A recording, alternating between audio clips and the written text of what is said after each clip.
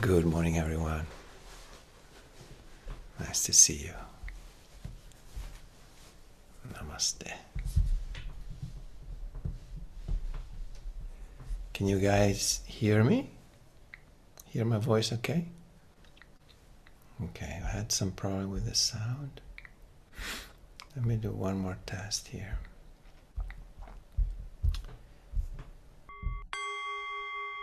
Can you hear it? Yes. Okay. Solve that problem.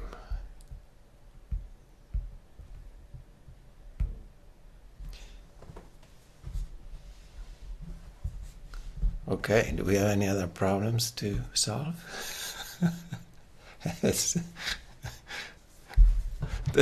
Does anybody has a problem? Oh, I love problems. Okay, let's dedicate a few minutes to problem solving. Come on, share some problems you have.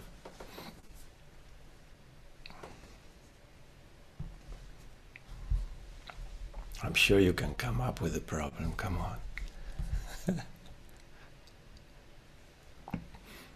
Mickey, you got a problem? Good. Yeah, the thing is, when we're here, we don't have problems.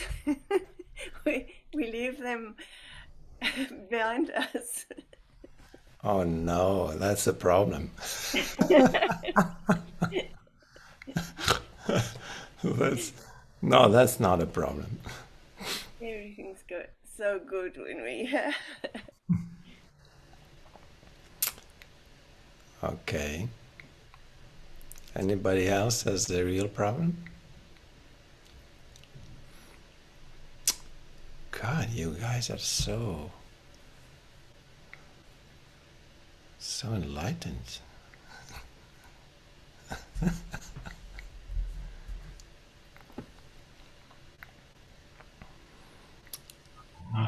Shastro, Yes. namaste. Namaste. I have a big problem. Yes. I have a big problem. Okay. Still, I don't know where am I, Where you are? Yeah, where am I? Still, I don't know. That's a good problem. Yeah, yeah, big problem.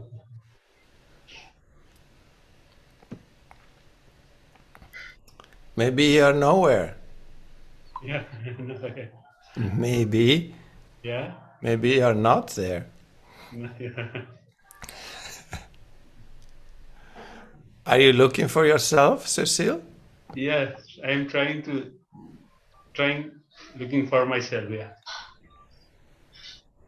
And you haven't found it yet. yeah, it's good. Okay. I'm not sure it's a problem, but I like this kind of problem. You keep looking, Cecile, then you let me know what you find. Yes,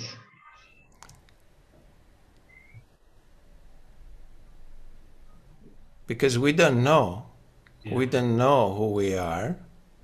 So we also don't know what to look for.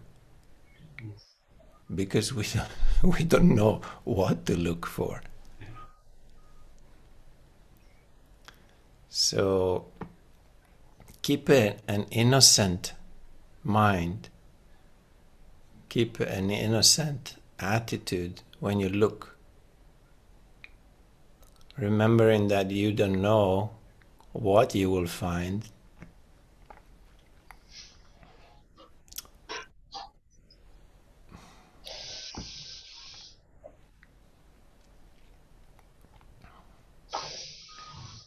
I feel that when we find ourself, it's going to be very different than what we have imagined. So it's good to keep a very innocent attitude because we don't really know. We're just groping in the dark a little bit, no? So I think innocence is a very, very important quality for any seeker. Because anything that we know it's a product of our mind in a way, no? What we consider knowing is just memory. It's based on memory of our past. You know, anything you think of it as like, oh, I know this, I know that, I know that person, I know I know that the trees are green, I know the sky is blue, I know that the clouds move, I know the earth is round, I know I have 2 legs and 2 eyes. Whatever you know, where does that knowing come from? Obviously from a past experience, no? That's what we call knowing.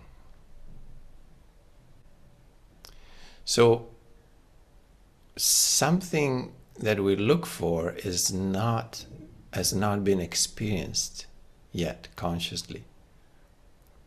So in Susil's case, no? I'm looking for myself, but I can't find it. But also I don't know what I'm looking for really. And that's correct. Because I never had that experience, so how would I know?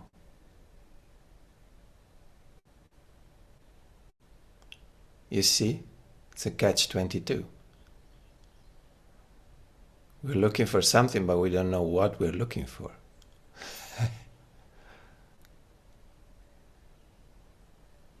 If we find something, if we know what we're looking for, that means we already experienced it.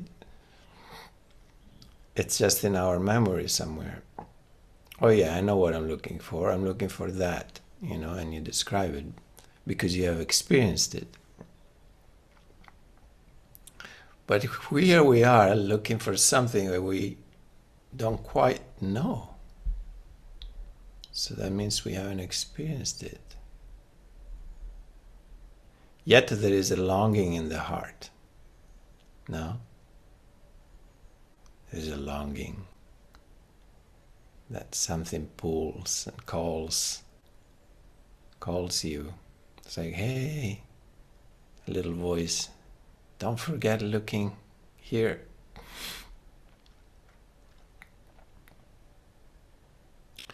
So the mind is filtering our perception of life all the time. Because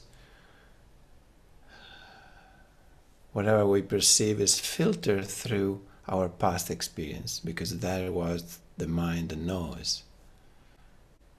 So if I'm looking at a tree, immediately my mind will come in. As my eyes perceive the image, my mind will say tree, the word tree even, no? So it will put a concept and will tell me you're looking at a tree, T-R-E-E, but a tree is not a T-R-E-E, it's not a word, it's not a concept, right?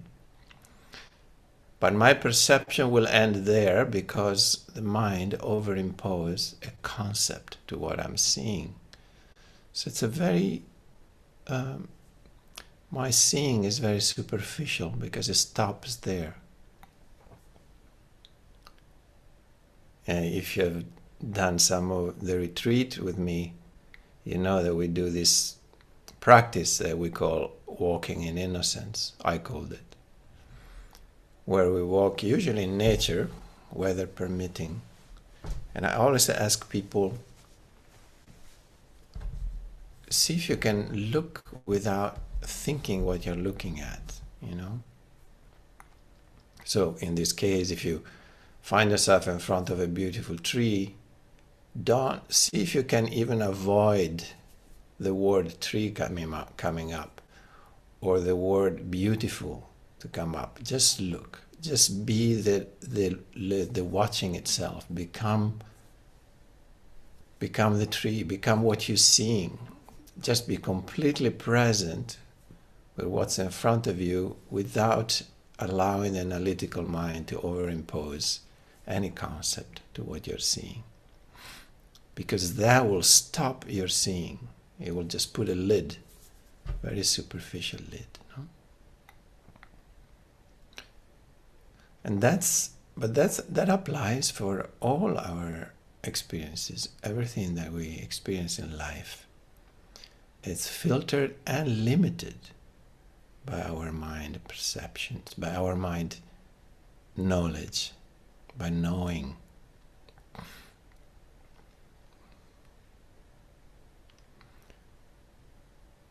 So for example, when we relate to a friend or to a partner or a lover, usually in a relationship there's a lot of excitement in the first days. And then after the weeks and the month and the year go by, if you're together for a long time, you tend not to see that person as a ever-changing, growing, unfolding person. But you put a name on it, you say, oh yeah, that's Mary, and that's it. Yeah? So we limit our perception of that person to a memory that we have of that person.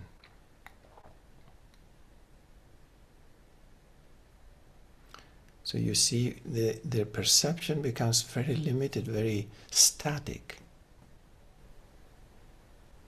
We lose the capacity to see that everything is ever changing. In every single moment there is a movement, there is a changing, and there is a depth to everything that we are not touching yet because we are limited by what the mind knows and overimposes on that.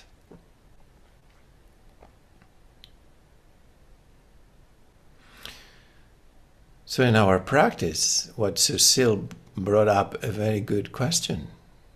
It's like, I don't know where I am. And then I said, well, and you don't know what you're looking for.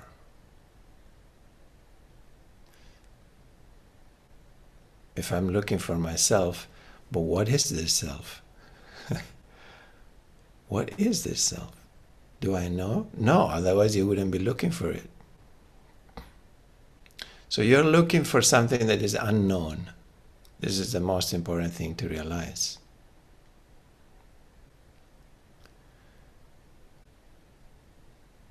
Therefore, look with total innocence, like a little baby, a 1-year-old baby would look at things, you know. When you look at babies looking around the world, they're like 2 eyes like this big, no? And they look like in wonder, because everything is new and fresh, and everything is just an experience, an amazing experience. They don't know what they're looking at. Yeah? They don't know yet. They just look. They're completely present with the looking.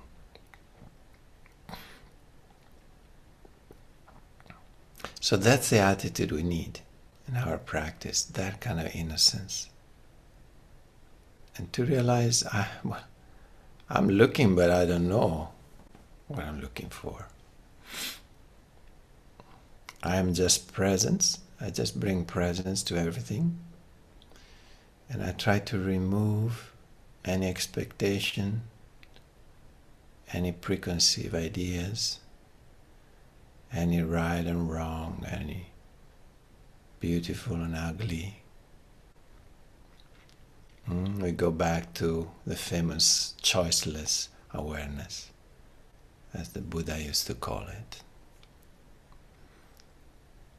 So we bring presence to everything, but being very careful not to label, not to interpret,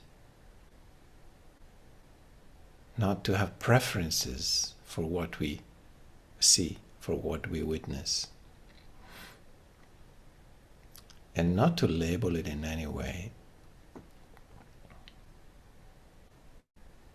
So again, a very innocent attitude. I think innocence is the most precious quality for a seeker.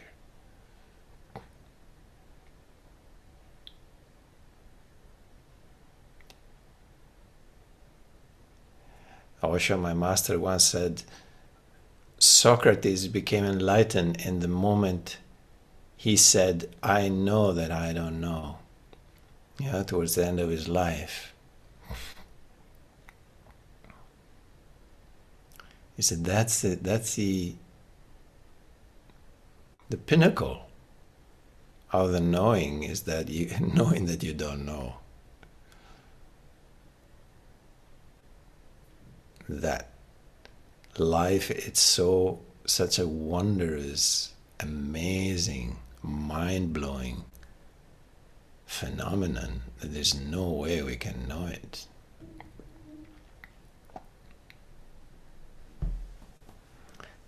Yeah.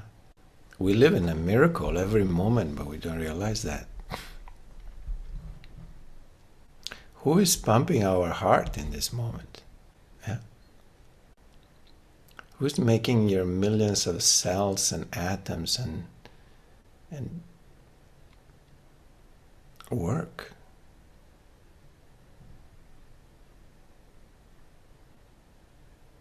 Who's making you blink your eyes when they're a little dry? Who's making you breathe? Who's breathing through you? No? Just such things we take for granted that we think we know. We don't know shit, as we as we say in a direct way. We don't know shit. We live on a little tiny sphere of a planet that is orbiting around a little star, which to us seems huge, but is actually tiny compared to other stars. In a galaxy that is just one of billions of galaxies, and each galaxy contains billions of planets and stars. What? And everything is in perfect balance and harmony. Who is doing this? Who is doing this? Must be the same that is breathing through me, no? Must be the same that is making my heart pump and then one day make it stop. Who is making a seed sprout? How does the seed know that he has to break the shell and come out and then send the roots down and grow upwards? How does he know that? What is doing that?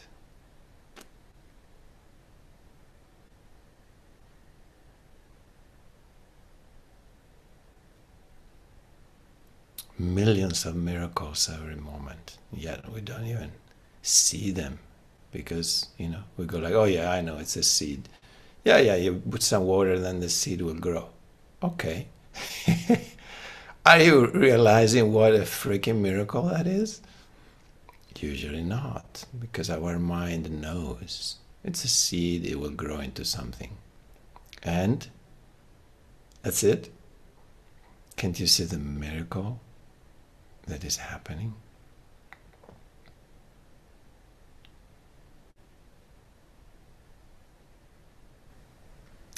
So going back to innocence means that, seeing the miracle, all the miracles that are happening every moment, in our body, all around us,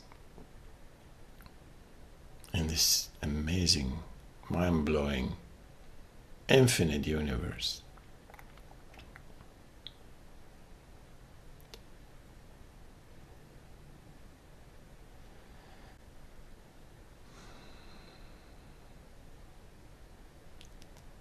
So what to do? Yeah, that's what we can do.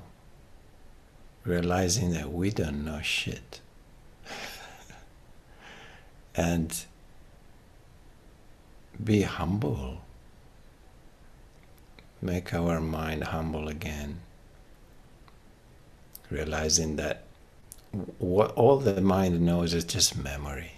There's nothing, it's just memory. The tape recorder would do that. Or a hard disk can do that. Actually better than our brains sometimes.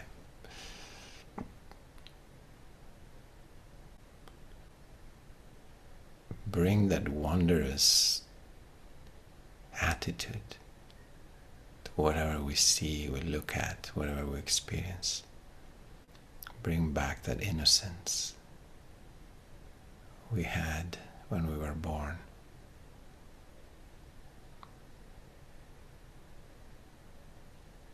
With the wisdom that comes with age, with experience, because all that we have experienced created a certain wisdom too. For example, to realize, to come to the conclusion that I don't know anything, it's definitely wisdom. But to come to this point, you had to experience a lot, no? So you were a baby, then you're nothing, then your mind started accumulating knowledge, and then one day you think you know it all, and then you keep going, and you keep looking and experiencing and start realizing, well, actually, I don't know it all, I don't know anything.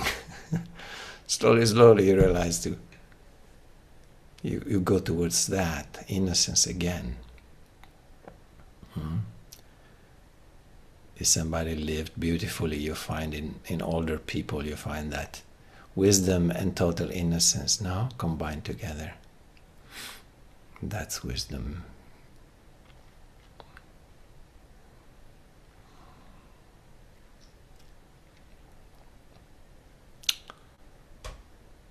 Yeah.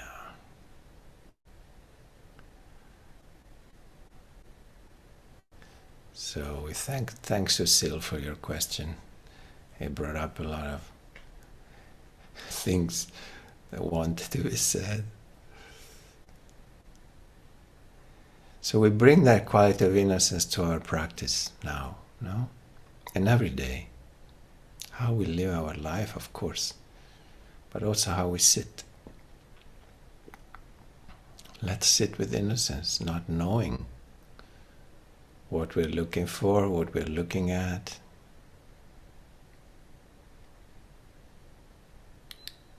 Without judging anything at all of what we see. Completely impartial, yet watchful and present with it.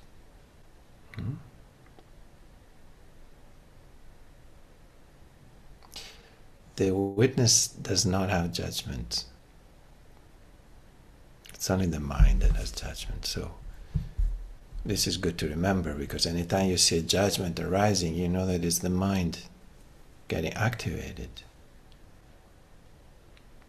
So there is the watcher, the witnessing, which we call presence sometimes.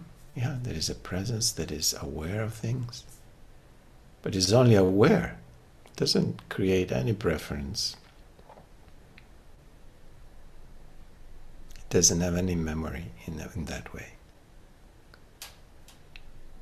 And then when you see judgment arising, be aware that that is the thinking mind coming in and filtering the perception of that.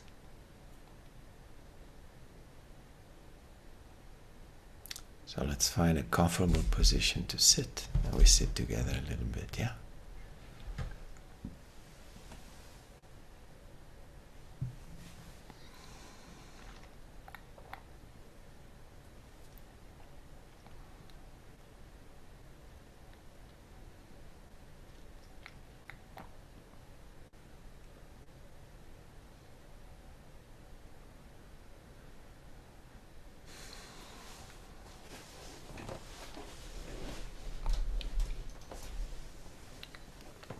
When you're ready, you just allow your eyes to close.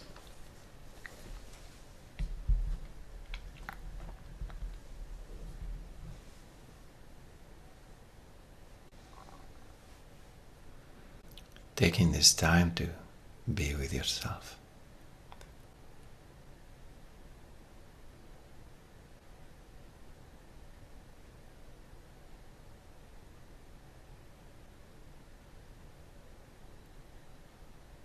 Being with whatever is experienced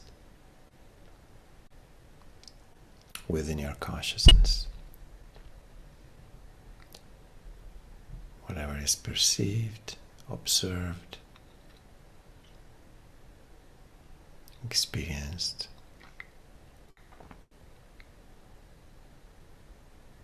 felt,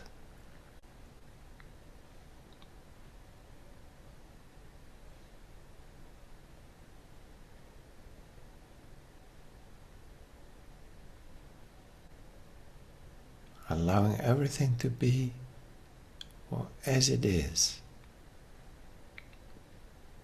Why not? Why don't just let it be? It's there anyway. Our judgment or our preference will not make it go away or change it.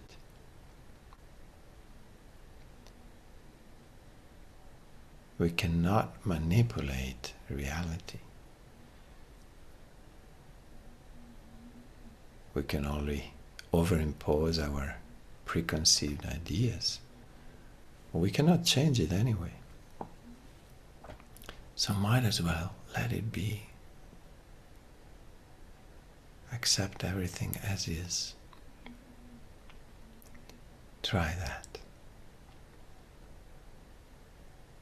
Let go of any preference, any wanting,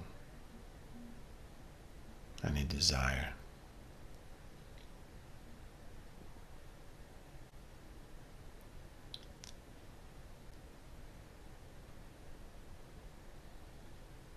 Let everything be as is, inside and outside.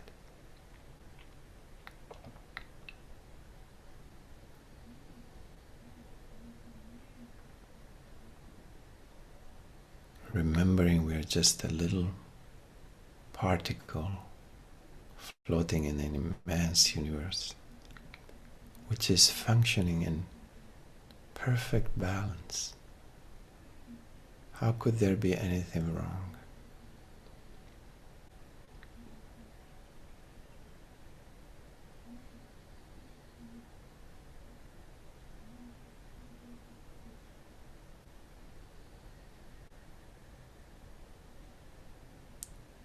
And we cannot be wrong.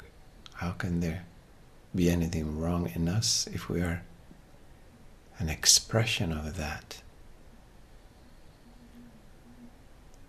perfection, of that balance, of that life force that is running this whole universe? Can't we just trust to let go into that?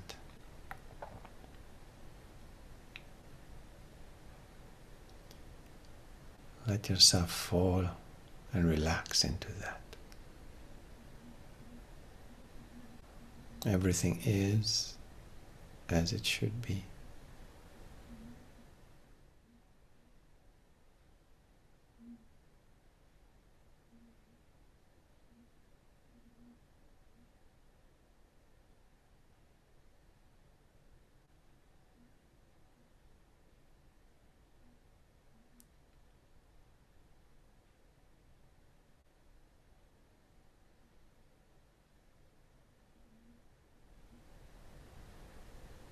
You don't have to change who you are.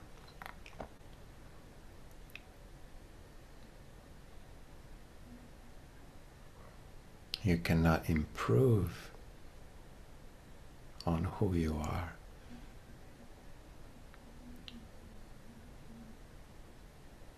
You have just to remember who you are.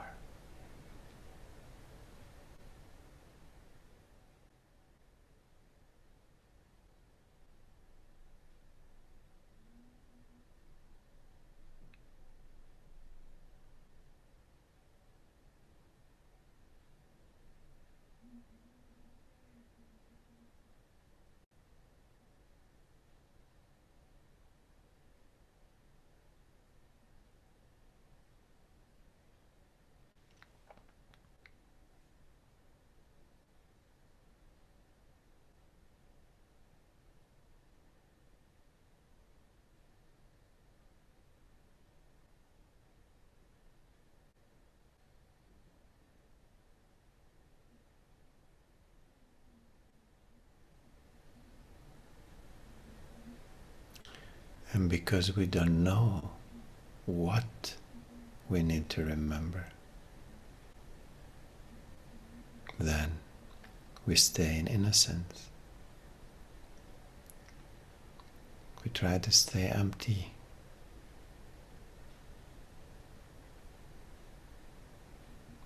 Because we don't know. We don't know what to look for.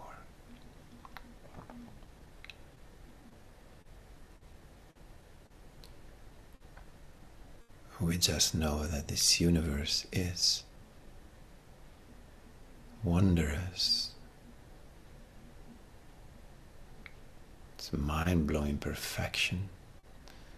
And we are part of that. We came out of it. We are in it. We are an extension of that.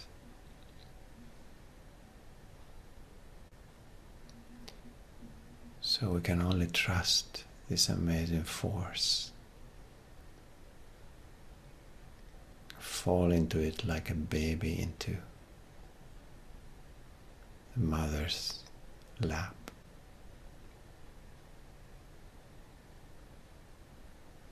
Let yourself go.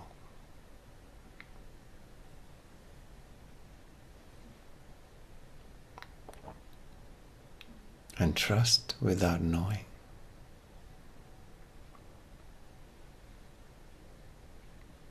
What you will find.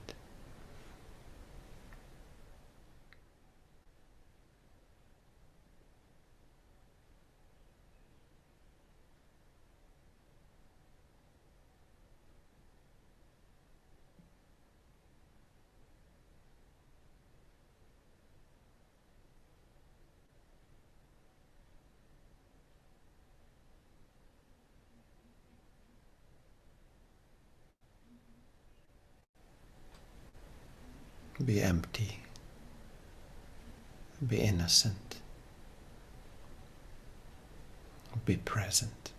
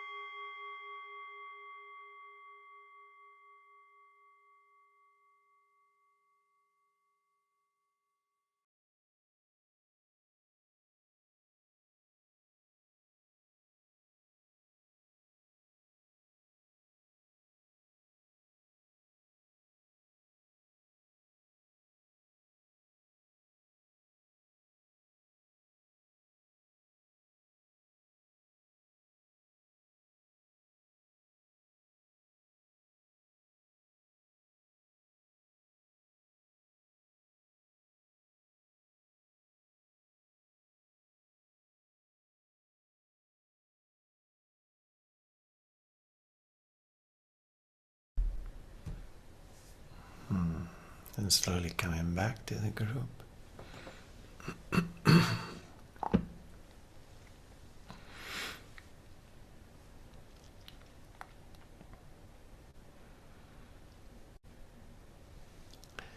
And we open the space if there's somebody that wants to be shared.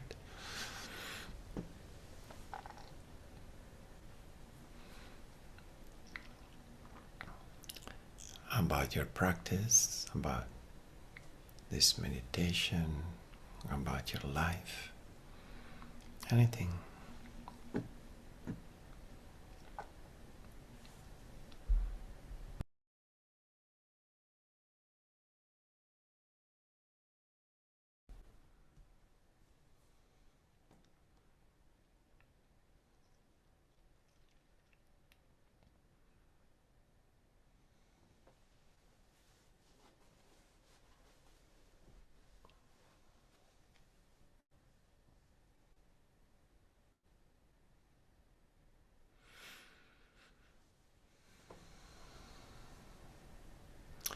Yeah, Petra. Tell us. Hello, everyone. Hello. I must bother you again with the fairy tale of Baba Yaga. Because of what you said at the beginning, about some things that we just can't have the answer to them. And in some versions of the story of Baba Yaga, there are present two pair of hands, and they are flying around Baba Yaga in some versions, and in some other versions they are helping to Vasilisa to complete the tasks. And at the end, Baba Yaga tells to Vasilisa that if she has some questions, Baba Yaga can give her the answers. And then Vasilisa was asking her about the horsemen who are appearing at the beginning of the story.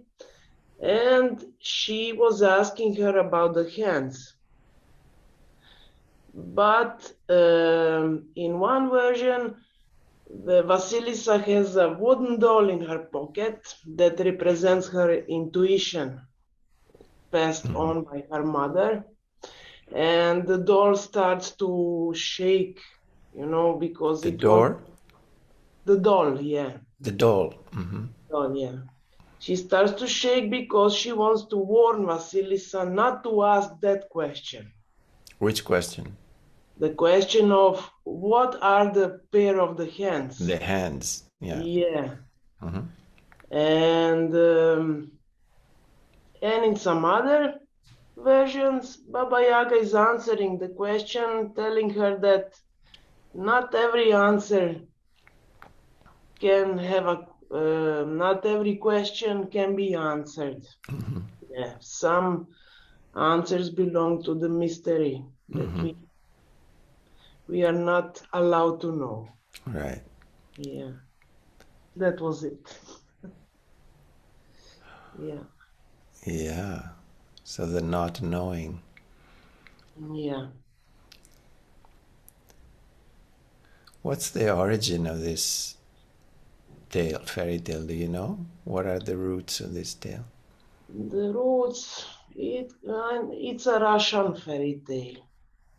Yeah, it feels like. Yeah, but in Croatia, we also have a version of Baba Yaga, but it's called Baba Roga. And we use it to scare the small children. Oh no. Yeah, Poor when they guys. are not behaving well, then I'm gonna call Baba Yaga. yeah. Be good, otherwise I call Baba Roga and Well, yeah. in Italy we say we're gonna call, if you're not good, I'm gonna call the babau. Yeah. Yes. Oh, poor children. Yeah. Yes. So the not knowing, that's very important, yes. Yeah. But it's also liberating. Very, very liberating. It's liberating because if we are supposed to know everything, then it's we have a big tension on our back. Totally. Yeah, very much. And it's pretty obvious that we don't know anything. I mean, Mm. in the sense that what is there to know is so immense that how can a little human mind even contain that kind of immensity?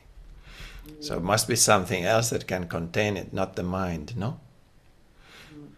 There's something much bigger in us than our little mind that can know in a different way. It can know by becoming that, by being, not by knowing in the sense of conceptual, analytical knowing, right? It's Osho used to make the difference between knowledge and knowing in that sense, no? So he would explain that knowledge is what the mind accumulates. So it's conceptual past experiences that are collected and they form this kind of library, no? Inside the mind of knowledge. But it's not connected in any way with experience. It's conceptual. And then there's knowing that is experiential. It comes from being. So it's a completely different source.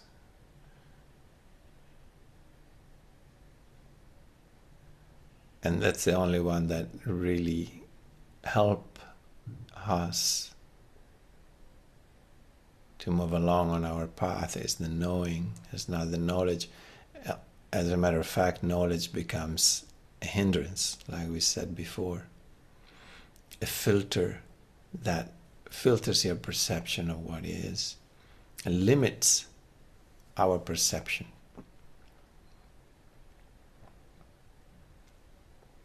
Yeah. So we can release knowledge and trust knowing.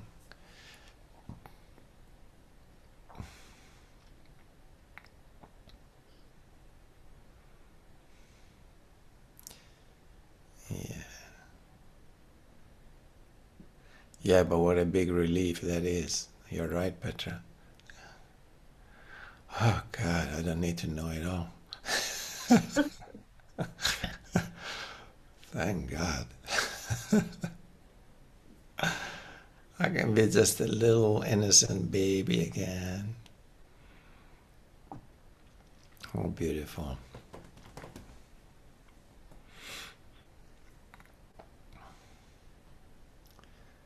Thank you for sharing that, Petra. Yeah, Mickey. Hello, everyone. Hello. Yes, I just want to say something. You're a related little to soft that. in volume, Mickey. Okay, I don't know. Should I now? If I start closer, or should I fetch Yeah, a my little better. little better? Is it okay like this? Yeah. Okay. Related to the story, Baba Yaga, and what you said now, I'm still on this my wave of not planning anything, and just trusting that everything evolves the way it should evolve, and it's absolutely it's amazing in the sense that I wake up in the morning. I have no plans, but things fall into place, and somehow I'm doing the right things intuitively. There's evidence for that. My YouTube channel grew a lot with the videos that I'm making, and people are starting responding to what I propose with my art journaling, and nothing was planned. Nothing is planned. And the strange thing, when I said it aloud here in the group, it helped me, that little voice that was telling me, you're doing something dangerous. you you know, be aware. That day, from that day on, I'm not scared. I'm not not worried. Yes. I truly, trusting is just magical. It's yeah, everything's just working out, and I'm happy because I'm doing what I love doing. And with regard to the music, those of you who have been here a while, I was sad that my music studio collapsed, so to speak. I've only 3 students left, and now I'm at peace with that. I realized that that's what was in the plan for me, the higher plan. That I had a wonderful life as a musician, teaching, playing concerts, playing in orchestras, and all of that. And it was wonderful, but now it's time for a new adventure. And now I'm at peace with the idea. So yeah, and it's really, that's really great. And just one more thing, changing the subject about the, walking in innocence.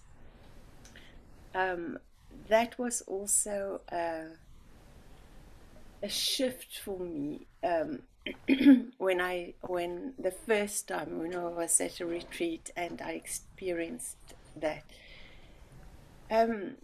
When the experience was and still is that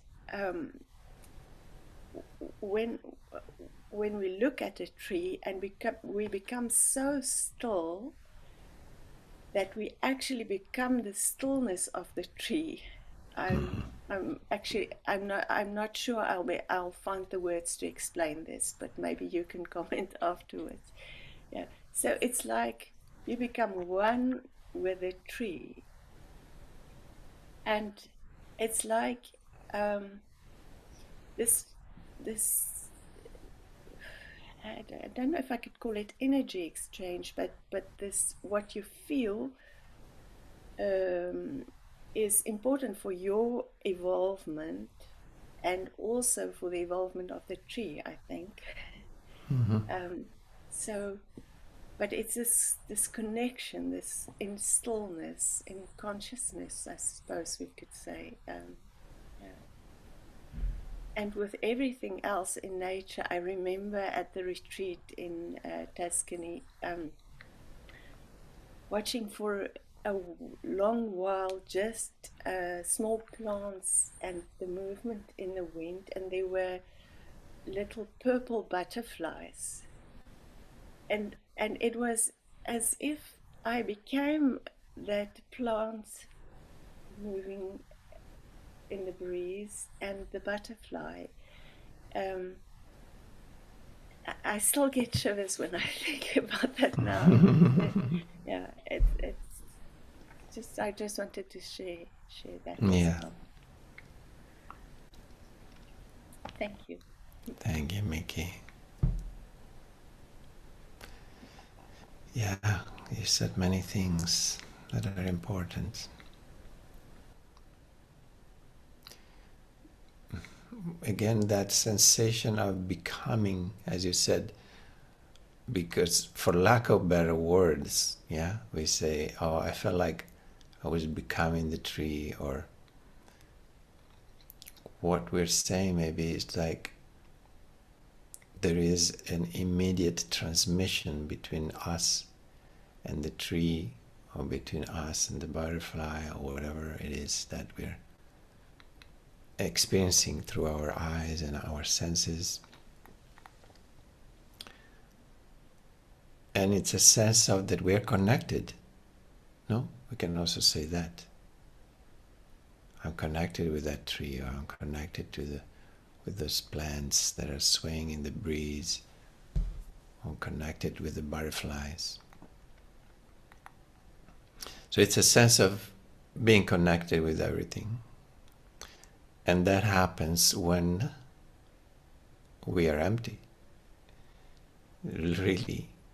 Those are the moments, we're not planning it, but suddenly it's like, wow, we perceive everything is more alive, we are more alive, we feel connected to everything that is in front of us. Those are the moment of emptiness. So funny enough, the more empty we become, the more full we become. Or let's say, the more we allow for that emptiness to be there, the more existence flows in, because there is a space that can be filled.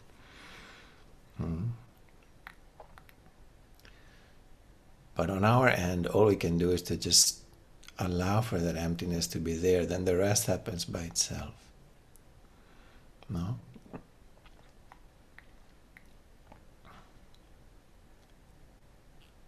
So again, we don't have a big responsibility, we don't have to know anything. Just be empty.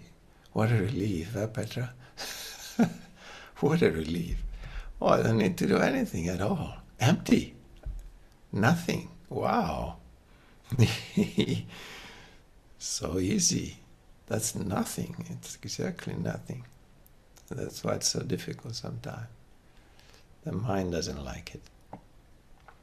The mind doesn't find any control in that emptiness.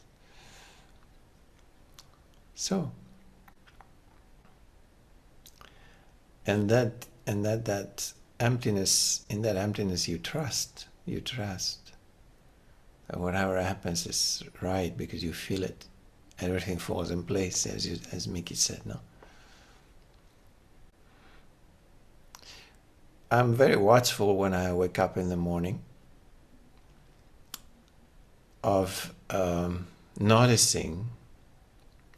I'm just awake there, and okay, I'm moving out of sleep and opening my eyes, look around, look at the light seeping in from the window, and then I'm watching when am I gonna get up? I don't know. That's the first time, the first moment when I try to get out of the way, I say, I'm not gonna get up, but I'm waiting. I am not going to get up. I'm not going to decide, okay, I'm going to get up now. So I wait and wait and wait. And suddenly, I see my body just pulling the blankets off and turning on the side and getting up. And I love that, I love that. It's like, and I go like, oh, okay. Sometimes I say, wait for me. I come too. I tell my body, wait for me, I'm coming too. Because that's the feeling. It's like, well, obviously, I'm not getting up. The body is deciding, or something else is deciding to get up. And I trust that. So try that as an exercise. It's a very beautiful thing. It's so simple.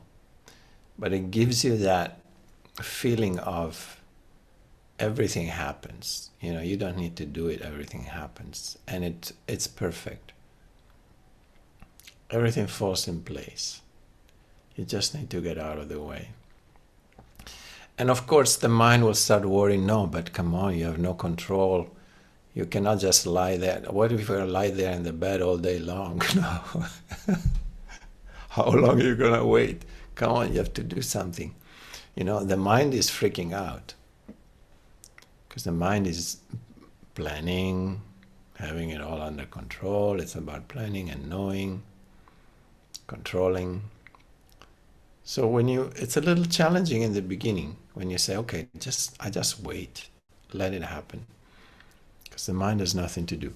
So the mind freaks out. Don't worry. You watch your mind freaking out, You let it freak out and say, okay, I'm not worried. You freak out if you want, I'm not worried. Because I'm not you, right? You're talking to your mind. I'm not you. You're just a biocomputer that is working, it's doing what it needs to do, but I'm not you. I'm much bigger than you. I'm the master, you're the servant, actually. So you let the mind freak out if it wants to, you just keep waiting. And then suddenly you watch as your body gets off the bed. So that's a good practice.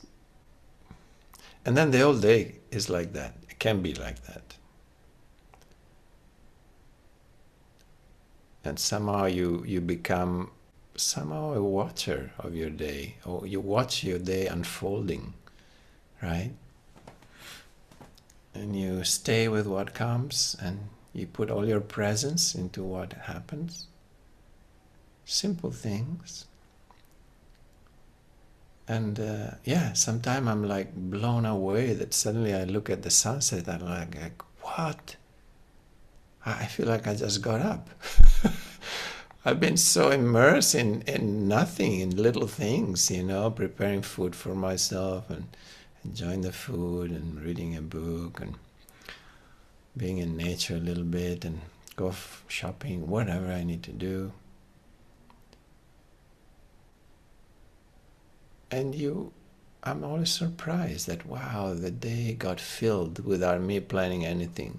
It's amazing. So much has happened. So yeah, it's beautiful to be able to do that, to practice that, not planning anything and let everything unfold by itself. Try that. It's a good exercise. It's a good practice to how to get out of the way. And also watching your fears, you know, or the mind fears of not having any control, of not having planned anything. Oh my, what is going to happen now? What am I going to do? The mind starts worrying. It's a good practice.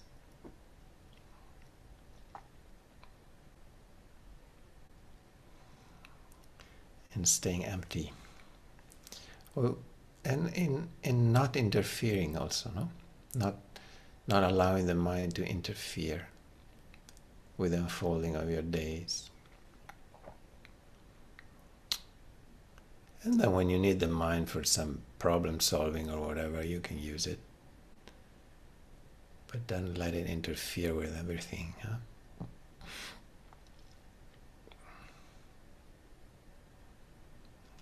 Yeah, good practice.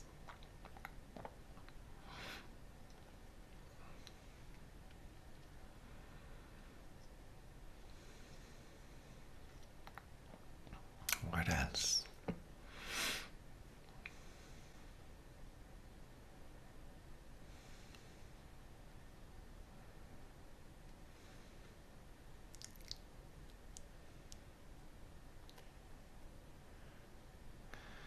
Matea, how you doing?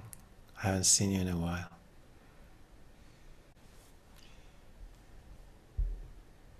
Hi. Hi. I don't know. I was ill and had corona and something. Yes. Welcome to And the it's good club. to be back. Yeah. At first, I don't know what to say to you. And then there are like 1,000 things on my mind I want to share. So I don't know where to start. Yeah. So it's always, when somebody taught me how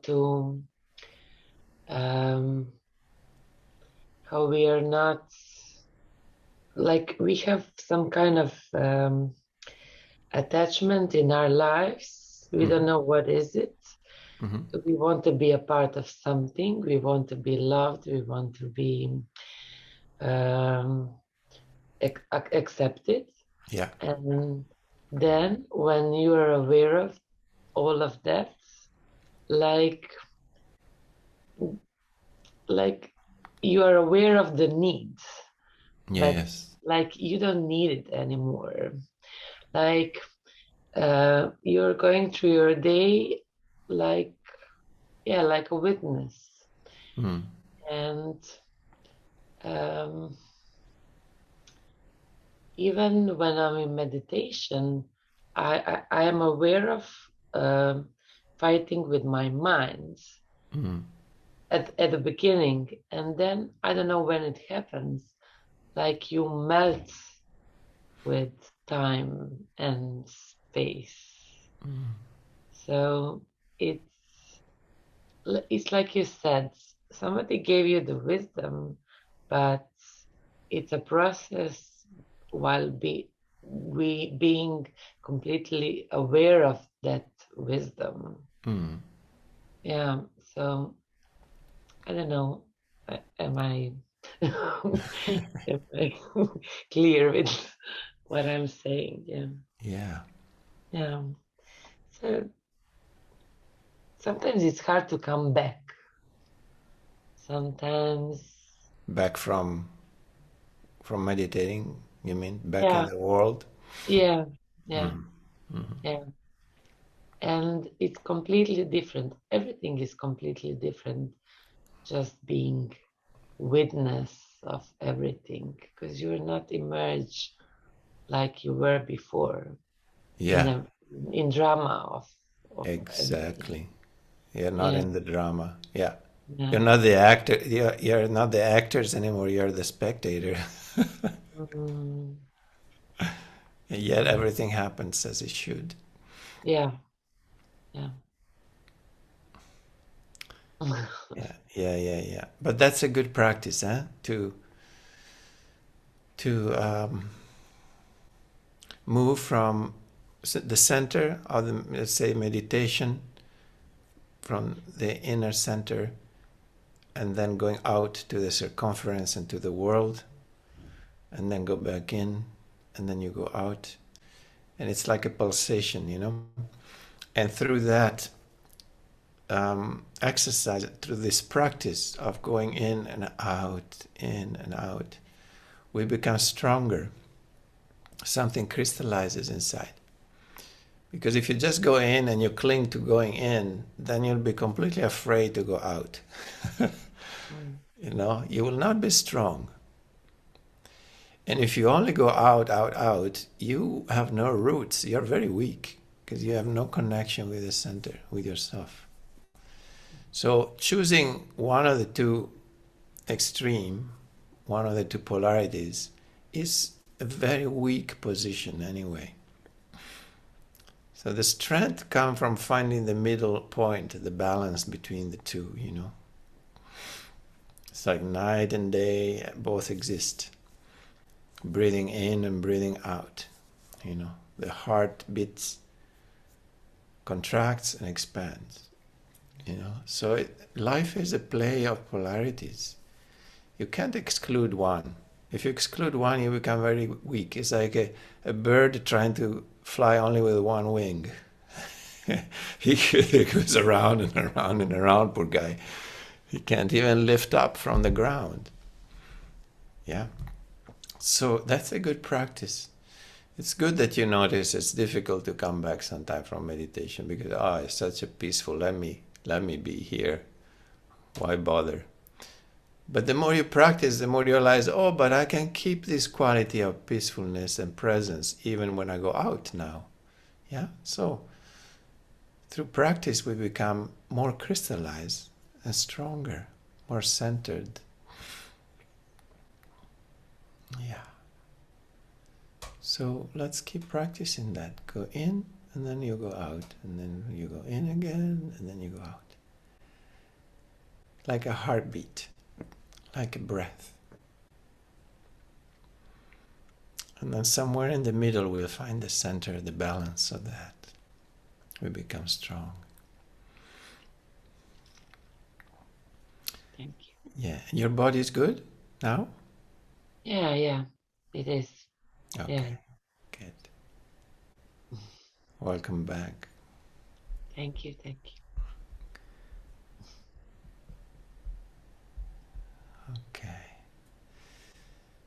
Beautiful. Thank you for sharing that. And yeah, maybe actually, can you guys unmute yourself for a moment?